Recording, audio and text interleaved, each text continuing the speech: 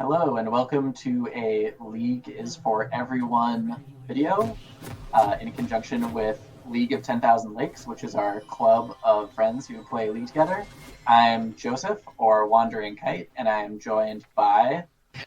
JJN guy, Justin. I'm not in And, this game though, so you won't see me in here. and this is a game from our most recent Clash tournament, and we just wanted to kind of walk you through it and talk about the basics of League while watching a game that we participated in. And running the camera is Mike, or Brutus Y. And we'll be talking to him after the game to talk about a team fight. So at the beginning of the game here, what's everyone doing, Justin? Beginning of the game. Okay, so the goal here at the beginning for some people is to be sneaky and kind of get the better of the other team when they're not looking, and then other teams try their best just to like not get got. So what you'll see here is the blue team standing in strategic places to make sure that they don't get got. So you can see they're kind of standing at like guard of the river to make sure people aren't kind of sneaking in and being sneaky. Yeah, the minions, which define so much of the game, aren't on the map yet. So no one's out there killing the minions for the gold. No one's trying to attack towers. There are no objectives up yet. So this is a point in the game where there kind of isn't a lot to do unless you really force something early. And so here you can see there, like, the one thing to do is start farming some monsters in this kind of no man's land called the jungle. And you can see the people here at the bottom were helping the jungler, who is Joseph, kill that minion first. Or That's right. monster. And maybe we can just go in order from top to bottom and talk about the players on our team and the characters they're playing. Tell us about this player and character in the top lane, Justin. All right, up top here we have Nate, aka Magroot. I'm not actually sure if that's how you say it, but that's how we say it now. He's playing Ornn, a Ram hero, and he's kind of a tanky top laner. I'm actually not sure who he's facing against. Yeah, it looks like he's playing against Akali this game, which is an interesting matchup. Akali is a assassin who usually specializes at killing low health targets, so this is kind of an awkward matchup for her because Ornn actually has a lot of health, so he's not a target that you can kill very quickly, which is really what Akali excels at. And so before this game, well, never mind. Actually, I was going to talk about choosing strategic matchups, but maybe we'll talk about that later. Yeah, there's definitely a big part of the strategy is which champions you choose, but we can probably talk about that in another video. So maybe we can jump to the mid lane matchup now and see what's going on there. Here we've got Mike, the person running the camera, Brutus Y, who's playing Lux into Ahri. And why don't you tell us what you know about these champions, Justin? So Lux's kind of bread and butter is her Q, which is one of her skills that shoots this light ball that also stuns if it hits. There you go. There's an example of one. Ahri, both these characters are mages, as is typical for the mid laners. And I do not know much about Ahri, though, unfortunately. Ahri is in a somewhat similar vein to Lux. She's a mage. She's got a piece of CC or crowd control, which if you've watched a previous video of mine, you'll know is an ability that somehow limits the other character from doing something. It stops them from moving, stops them from using abilities, displaces them, something like that. So Ahri's got a powerful piece of crowd control called a charm, which makes the target walk slowly towards her, and then when they're charmed, she tries to burst them down. Yeah. But Ahri has a little bit more mobility. Her ultimate ability on her R button lets her dash around a little bit. So Lux kind of has to just stand in one place and kind of walk around and hit you with her abilities, whereas Ahri, when she hits level 6, has a little bit more mobility. So we'll be looking for that. One thing I'm noticing here that Lux is doing really well is making sure that he gets the last hit on all of the minions. Which is an important way to collect gold and buy items. So that's something to watch for when we head down to bottom lane to go look and see what they're up to. That's right. You can see the little gold numbers appear above a character when they get that crucial last hit. And so down here in the bot lane, we have Julia and Cole, who are a married couple who are playing two characters who are also lovers in the lore of the game. So this is just like the cutest spotlight ever. Is it Zaya and Rakan? Is that correct? It is, yeah, it is. So Cole and Julia, extremely experienced playing together. Some of our most highly ranked players in terms of the league ranking system. So they're really experienced, really know how to play together. They're playing. So Zaya and Rakan. Rakan is kind of we call it like an engaged support. It means that he wants to jump on top of the enemy and use crowd control and limit their abilities, and then let Julia on Zaya kind of go to work and hit them with her abilities which deal damage. And they're up against Ashe and Lulu in the bot lane. Maybe Justin, you can talk about those characters a little bit. Yeah, I know a lot about Ashe. More so, Ashe is an archer. Ashe has a few different arrow skill shots where, abilities. She'll shoot arrows in like an arc. That'll shoot like a bunch of them. Her ultimate is a big arrow that gives vision across the map, which we'll be talking about a lot later, as well as stuns enemies that it hits. So Ashe can do a lot of damage early on, especially. So she's someone. He. I'm not actually sure the genders. Doesn't matter. Anyway, there's someone to watch out for. Lulu will be doing their best to keep Ashe alive. Yeah, and so this is what we call a gank in League. So maybe if we just run it back 15 seconds, we can talk about that a little bit. So you can see, actually, let's jump 15 seconds back even before this. So if you look at the mini map in the lower right-hand corner, or yeah, you can see that I'm actually coming through right here into the bot lane.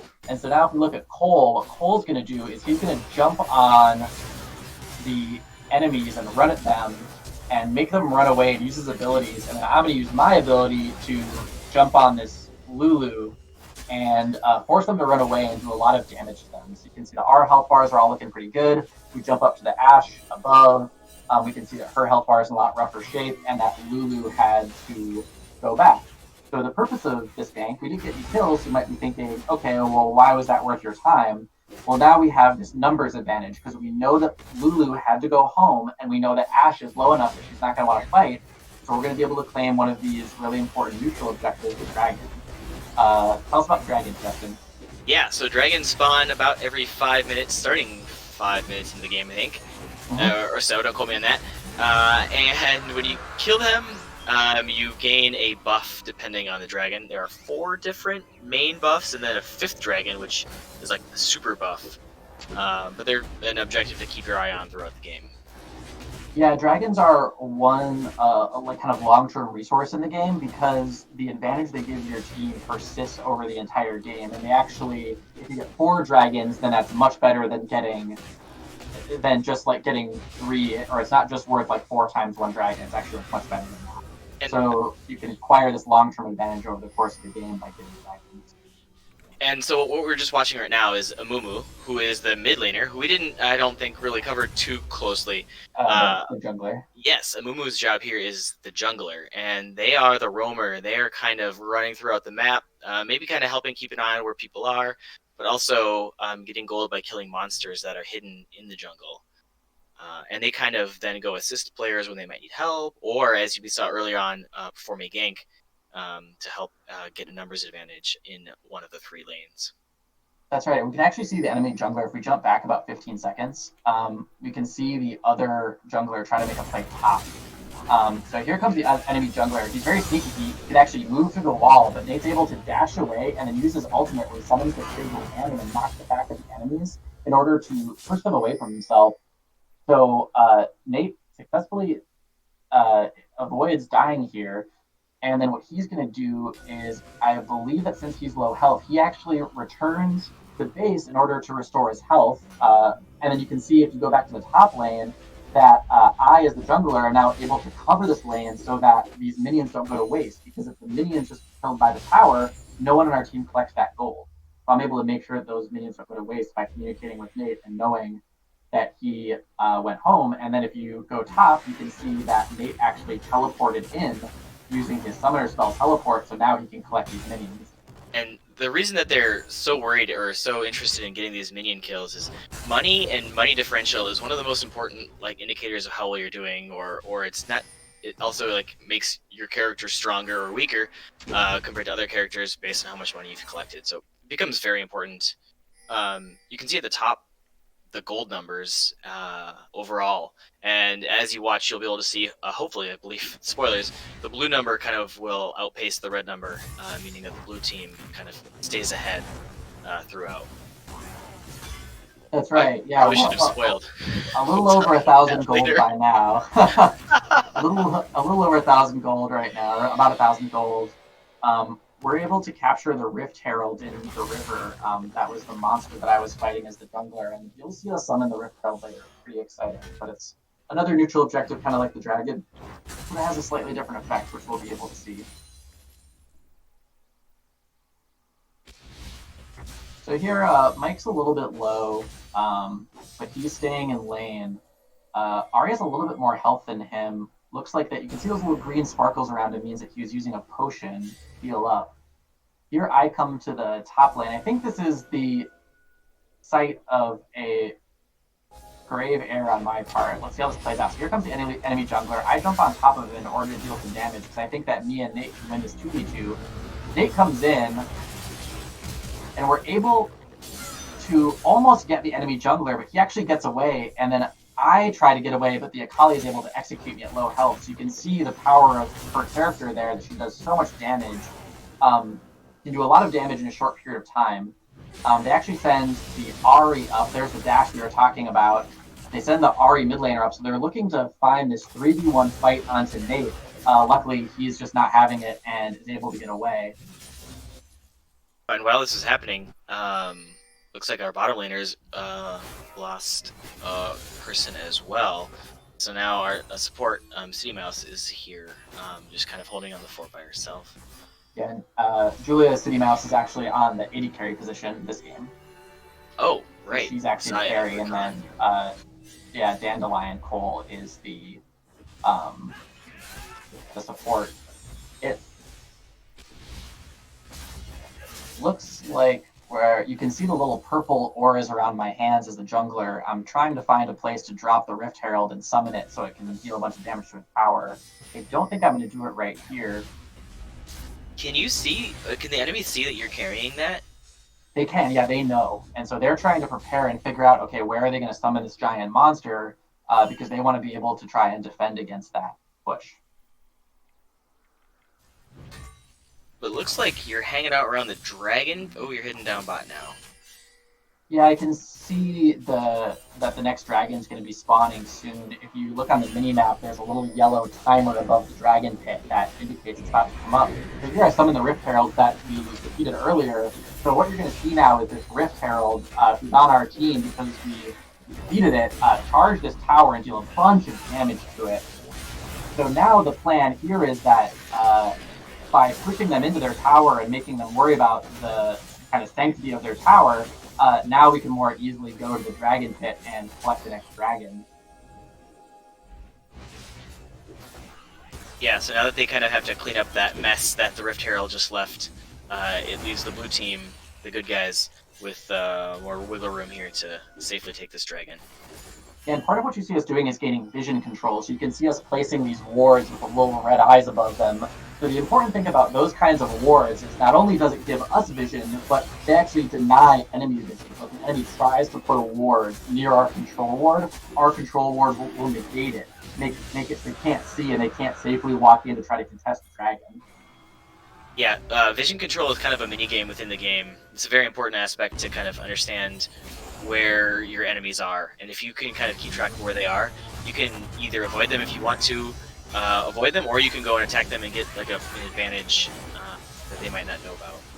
Let's run that back 15 seconds and just watch that fight again, because that was really nice team play by Nate and Mike right here. So Nate summons his ultimate, the Big Ram, uses it to knock up the Ahri so she can't move, and then Nate throws out his, Mike throws out his ultimate, the big laser beam, to kill the Ahri. So it's a really nice combination. You can see how the crowd control ability sets up the damage ability. Nate's ability, the Big Ram, doesn't do that much damage, but because it crowd controls Ahri and makes her unable to respond, it just makes it kind of this nice, easy alley-oop into the play for Mike to throw out the big damage laser beam, and then Nate finishes her off with one of his abilities. So really nice team play there. Yeah, if Ahri had been able to run away, that Lux ultimate is fairly easy to dodge. So if she becomes knocked up by the Ram, then she's unable to dodge it, and it's a sure hit by Lux.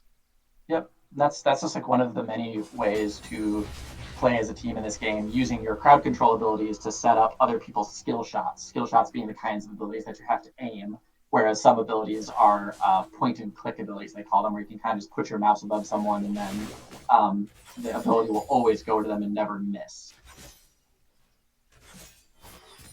Right now, it looks like fair. Oh, yeah, just kind of a laning phase here. Both of our top and bot lane are put on some pressure. Lux, though, is roaming. What is she up to? It looks like she's getting some vision in the river, just kind of making sure that we can see what's going on. So that's one of another ward that we can see that the blue team has vision here, and just making sure that we can watch their jungler if he's coming through the river or doing something like that. You can see that the Akali up in the top lane, the red character, is getting a little bit stronger, able to do damage to Nate, but just not really able to burst him down. Her hit is just not it's not well tuned to do that, and obviously if the Akali player were much better, a very good Akali player will win that matchup against a less experienced Ornn player, but it's just that your kind of skill differential has to be so big. Here's a big engage by Cole running into the enemy team, and then Nate teleports in to follow up. Here comes the Nate ult too, knocking the Ram into the Lulu, so that then Julia can throw out her ult. Then they're chasing him under tower, willing to strategically take tower shots in order to chase them down and do a bunch of damage. We don't actually get the kills there, but that was just a really great idea by our team. Unfortunately, here comes the enemy jungler, dealing a ton of damage, and unfortunately picks up the kill on Julia, and then the enemy mid laner comes down too. There are actually 4 characters from the enemy team in the bot lane, and they pick up the kill there. And hey, that was a good counterplay by them. We weren't quite able to pick up that kill in the tower dive on the enemy team, and so they came and responded and sent a bunch of people to pick up that kill on Julia. Yeah, I think the bottom lane has been doing a very good job. The bottom red team just kind of staying alive and keeping it in the fight there. I don't think they have a death yet. Yeah, let's bring up the scoreboard real quick and see how everyone's doing. So you'll see at the bottom here that the enemy bottom lane has not died yet. They have that first kill in the bottom lane. So right now they're actually up in kills, but we're up in gold. Why is that? How is that working, Dustin? That they have more kills and we have more gold? Yep, so killing champions does give some gold, but there's a much more steady stream of gold in minion kills and what we call CSing. So it's really important to keep doing that. The jungler also has a big role in killing the jungle monsters, so that also could be a part of the differential. But it's probably just staying on top of those minion kills is what's making the difference here. Yeah, let's jump back 15 or 30 seconds and just watch that little fight one more time to see how that shakes out. So here I come, I'm in the jungle. I want to get this next Rift Herald so we can summon it again to destroy more towers. But look, here comes Kayn and Ahri, the enemy team. But Mike's here to back me up, and we catch them in my ult, another piece of CC, which sets up Mike's ult, which kills the enemy jungler. And now we have a numbers advantage, which means we can safely take the Rift. And you'll see here, kind of a side thing, Amumu here, Wandering Kite, kills this little blobby flower thing that gives little blobs of health. One of the many features of the map that you might run across. Yeah, there are all these kind of different plants in the jungle that have different features, and one of them is the honeydew plant, or honeyfruit plant, which drops these things that restore your health and mana, so they can be really helpful. I figured it had a name. Yeah, honeyfruit. Green blobs. Yeah, the little health blobs, health and mana blobs. And you can see, that Cole comes up to help with the Rift Herald to make sure we get it while Julia plays safe in the bot lane. So it's really nice to have that extra numbers advantage. Such a key component of League is just where on the map do you have a numbers advantage. We know we had a numbers advantage there in part because Mike had gotten a kill onto the enemy jungler, but then also because Cole was able to roam up from the bot lane, trusting that Julia would be able to stay safe temporarily against the enemy bot laners. Here goes another engage. Cole is using his CC to knock up the enemy Lulu. Looks like they are going to find the kill onto the Lulu this time. Really nice engage by Cole, just jumping on top of her, knowing exactly what his abilities do, what their range is, and then Julia just instantly ready to follow up. I think you'll notice there's the red team did the right thing, and they had a ward in the right spot, and they knew that Cole was coming. But just due to the mastery of the piloting of Rakan there, and Xayah, they were able to get the kill. That's right, and our team just dropped the Rift Herald mid, which did a bunch of damage. I think we used it to take the mid first tower and then deal a bunch of damage to the second tower. Now we're setting up for this third dragon. So remember, 4 dragons is a big number, and blue team is already starting on 3. This is a little bit of a dangerous situation because we haven't killed any of them yet, so we're not exactly sure where they are. But we see this Kayn hiding in this bush, and he's standing on one of our wards. He doesn't know it's there because the ward is invisible. So here comes the engage from Cole. We're going to knock him up and then follow for D. The Kayn has no chance. Wards are so sneaky because the basic ward is actually invisible. And so you can be standing on it, the enemy can see you, and you cannot realize it. And that's what exactly happened in this game. There is an item called this. I can't think of the word. It's called the Sweeper by some that will help you find enemy wards if you need to. So that becomes really important in the Vision game. That's right. If Kayn had activated the red sweeper there, he would have been able to see that he was standing on a ward and would have known that that was a dangerous spot. But he might have used it somewhere else or not thought about it, and so unfortunately, he really paid the price. Unfortunately for us, so does it have an official name? Out. I think it's like an Oracle something, and then Nate just forces down the tower and top. Just kind of brute forces it down with the help of the minions. So he doesn't even need a Rift Herald to help him knock down towers, and didn't even need teammates to help. He's just doing great in the top lane there. Yeah, there hasn't been a lot of drama. It's just been kind of steady, just progress and outplaying Akali. That's right. You can see if you look at the top now, 29.1k to 24.8k. Our lead has just been growing, even though we're only up 1 kill. If we look at the score screen real quick, we'll probably see that we have a pretty significant minion lead. So you can see the yellow numbers next to the champions pictures. Nate's up 137 to Akali's 93. Mike is up 133 to Ari's 108. Julia's up 121 to Ash's 117. So it doesn't necessarily seem like much in any specific instance, but it all just really adds up to be a big gold lead. And of course, towers give gold too when you destroy them, so our team is also up those. Looks like Cole has just found another beautiful engage here. And then Mike is already in the neighborhood, and then Julia comes around the corner. Just really nice play. Finding another numbers advantage. That's a freebie too. League is a team game, and so a huge part of the game is just finding those moments where you have a temporary numbers advantage and then exploiting that. You also start to feel that gold advantage and the items that gold can buy for you here now. Because the champions are about the same level still, so they're not like crazy advantage in that way, but the items that they have are much more powerful. That's right, yeah, we're able to just deal more damage. Our stats are just higher now. So if you want to jump back 15 seconds, maybe we can watch how this fight breaks out in the mid lane. I heard the call of the Ornhorn. Looks like Akali tries to come in on us, but I engage on her and then CC her with my ult, and Nate follows up with his ult, which actually deals quite a bit of damage, and neither of our ults deal that much damage relative to other ults in the game, but, you can't cut us out, and even two kind of tanky boys like us can still deal some damage if you just let us come at you with a ult. And a handful of ults. Yeah, that's right. It's like we can do things too. We don't always need the big damage characters around to get some business done. Yeah, the big damage characters are busy kind of... I don't know if you would call it split pushing or not, but having 2 and 3 made those 2 bottom lanes, having to defend both of those is a lot to ask. And look how tanky Nate is here, just being able to walk into their base and bully them. And he eventually does get killed, but look how far he forced them all to walk back, and we're able to pick up a tower off that. So really getting one of those deep base towers in exchange for 1 death is still quite a good deal, and we're able to just cleanly disengage here. They're not able to find up any follow-up kills because he pushed them so far into their base, and they had to walk so far away from him. It really did not expect. We were able to all 4 take a blast cone there. That's not one of the plants that lets you kind of jump over walls and move a little bit. I think that was really smart of y'all to disengage there. It can be tempting to just jump in and fight, but sometimes knowing when to not fight is more important. That's right. A big thing in League is you can only buy items when you're back at the base.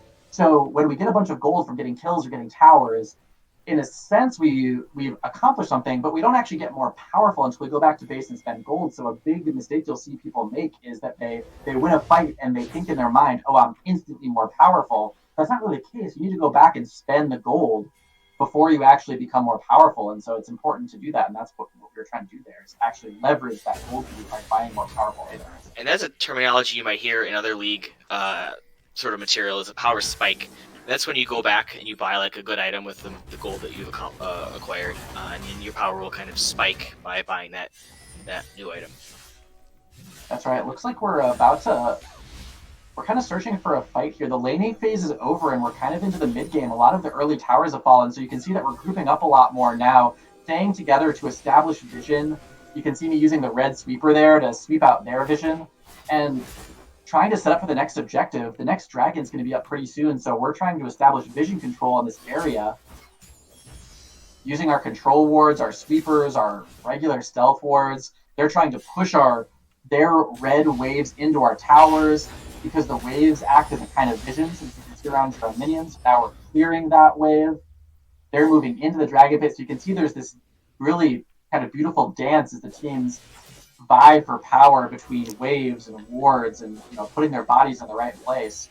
But I think we're about to find a pretty important fight here. I'm guessing it's going to be off a big initiate by Cole based on how the rest of this game has gone, and he's just got such a powerful ability to engage. You can also see in the mini map that Nate is pushing top. So while they're here comes the big engage. It was actually a really nice find by Mike, followed up by Cole, and then just a rain of CC on top of the enemy team.